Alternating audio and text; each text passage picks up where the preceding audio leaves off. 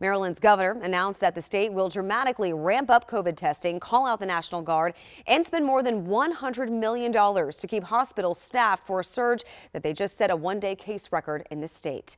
Governor Larry Hogan, who is also battling COVID, made these announcements this afternoon. And Scott Broom is in Prince George's County at a state testing site that will now be open extra hours. Hey there, Scott. Hey, this place, City of Praise Worship Center, the testing center had been trimmed back to 3 days a week. Today, urgently, Governor Larry Hogan announced that that is going to be ramped up immediately, perhaps with the help of the National Guard. And he gave an update on his own case of COVID from quarantine. I want you to know that I'm doing fine and currently only experiencing some cold-like symptoms.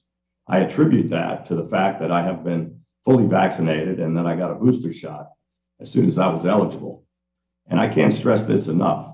Getting vaccinated and getting your booster is your strongest possible defense against this virus and its variants. Hogan spoke as the state set a one-day record for new COVID cases reported, 6,218, with hospitalizations rising sharply. Hogan reported that the 9% of the population that remains unvaccinated is responsible for 75% of the hospitalizations. Here's the University of Maryland Medical System's Dr. David Marcosi.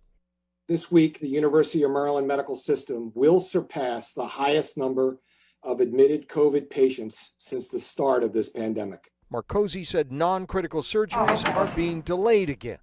Hogan announced short-staffed hospitals will get an infusion of state money to pay for more nurses and doctors to stay on the job.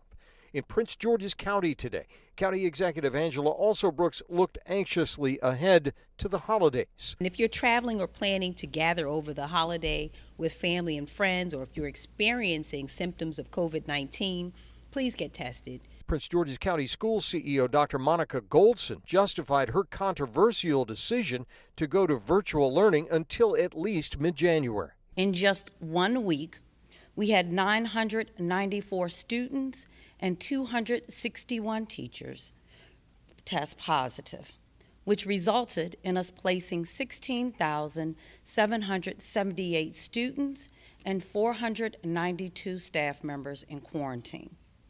The large number of students and staff quarantines, along with COVID-19 cases, compounded by ongoing staff shortages, began to significantly impact learning and became disruptive to our school environment. Okay, so all the authorities you just heard from threw a lot of numbers at you, and what they all add up to is that it is clear in Maryland, according to the authorities, that a new surge is most definitely underway. But this time, both the governor and all the local officials we spoke with today said people have more defenses, vaccinations, boosters. There's going to be a lot more testing going on to blunt the impact. Hogan is on record saying there will be no new statewide lockdown this time around. Reporting live in Prince George's County, Scott Broom, WUSA 9. And we heard Governor Hogan say just how important it is to get those boosters as well as being vaccinated. All right, thanks so much, Scott Broom.